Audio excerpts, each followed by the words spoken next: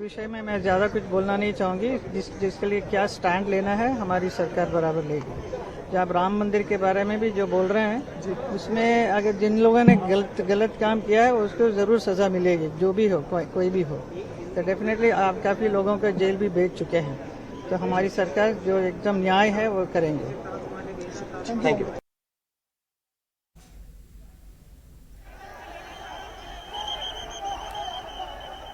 या सगळ्या गोंधळानंतर पुन्हा एकदा संसदेचं कामकाज सुरू करण्याचा प्रयत्न सभागृह नेत्यांकडून केला जातोय।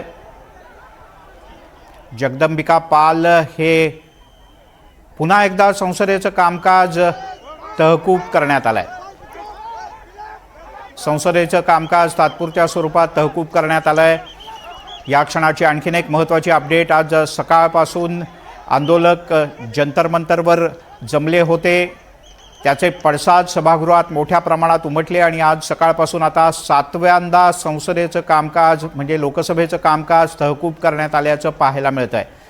तर आत्ता जगदंबिका पाल यांनी जी घोषणा केली त्यानुसार उद्या सकाळी 11 वाजेपर्यंत सभागृहाचं म्हणजे लोकसभेचं कामकाज तहकूब करण्याची घोषणा करण्यात आली आहे।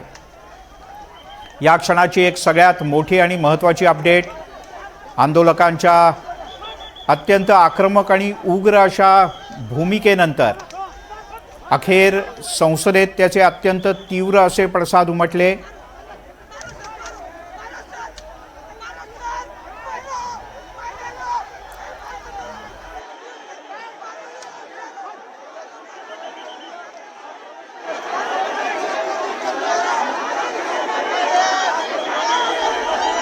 थेट जाऊयात नवी दिल्लीला। रामराजे शिंदे आपले प्रतिनिधी आपल्यासोबत आहेत। रामराजे, सभागृहाचं कामकाज लोकसभेचं कामकाज 7व्यांदा तहकूब करण्यात आलंय उद्या सकाळपर्यंत। तुझ्या पाठीमागे आंदोलक अजूनही तेवढेच आक्रमक दिसत आहेत।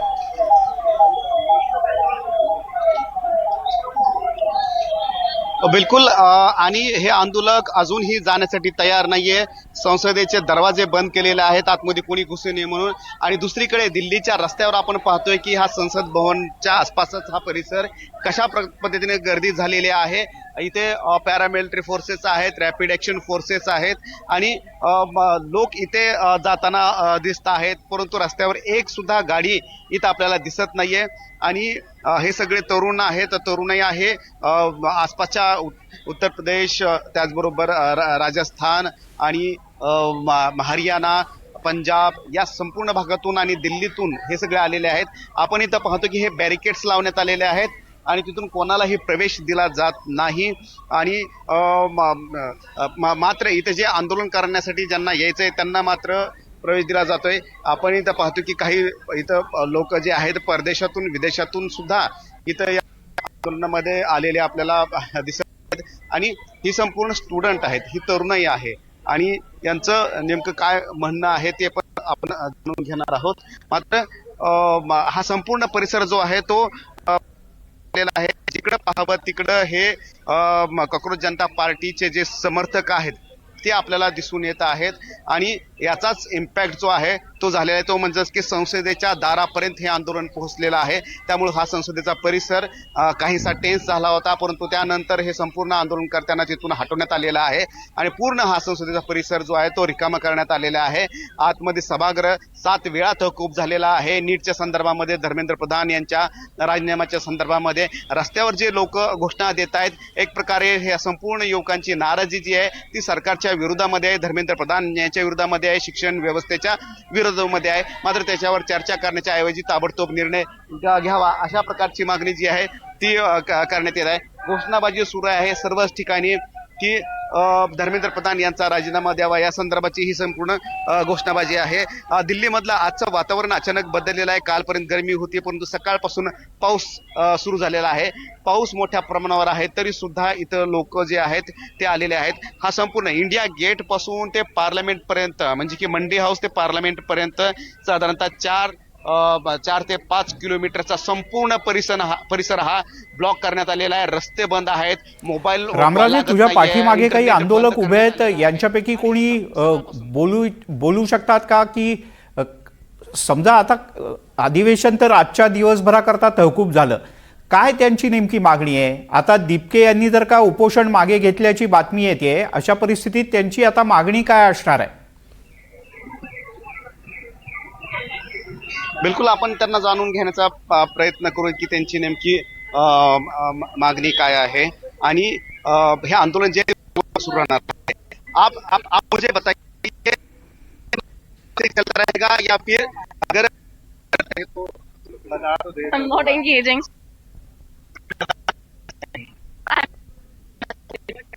I don't know.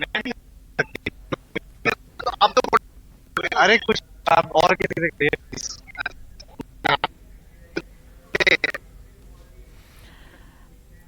आवाज नीट पोहोचू शकत नाही आहे, कारण या परिसरात सकाळच्या वेळेला तर जामरसुद्धा लावण्यात आले होते.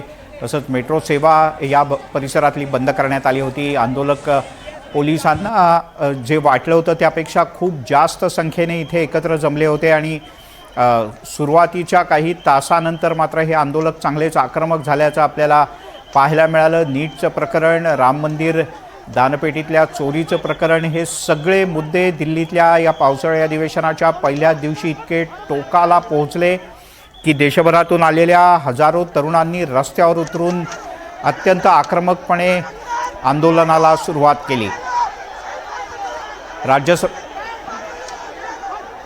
लोकसभेच्या पाठोपाठ राज्यसभेचं कामकाज सुद्धा आज दिवसभरासाठी तहकूब करण्यात आलं आहे आणि आता दोन्ही सभागृह उद्याला सकाळी सुरू होतील. लोकसभेचं कामकाज तब्बल 7 वेळेला तहकूब करण्यात आलं आणि 7व्या वेळेला उद्या सकाळपर्यंत कामकाज तहकूब करत असल्याची घोषणा सभागृहाच्या प्रमुखांच्या वतीने, अध्यक्षांच्या वतीने करण्यात आली. तर आपण आता पाहतो आहोत संसद भवनात अधिक हालचाली दिसत आहेत. संसदेच्या सुरक्षेसाठी असलेले हे विशेष कर्मचारी आहेत. या सगळ्यांची संसद भवनाच्या परिसरात विशेष लगबग दिसते आहे.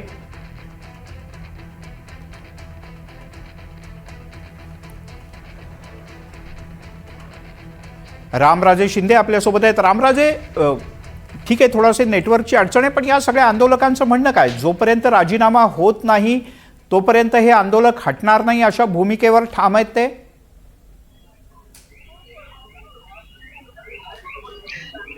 बरोबर आहे. या आंदोलकाचं तेच म्हणणं आहे की जोपर्यंत राजीनामा होत नाही तोपर्यंत भूमिकेवर ठाम आहे. परंतु या आंदोलकांना चेहरा कोणता नाहीये आणि दुसरा मुद्दा म्हणजे की हे रस्त्यावर उतरलेत, परंतु त्यांचं नेमकं म्हणणं मांडायची पद्धत सुद्धा या आंदोलकांची दिसून येते, कारण हे झेंझीचं आंदोलन आहे.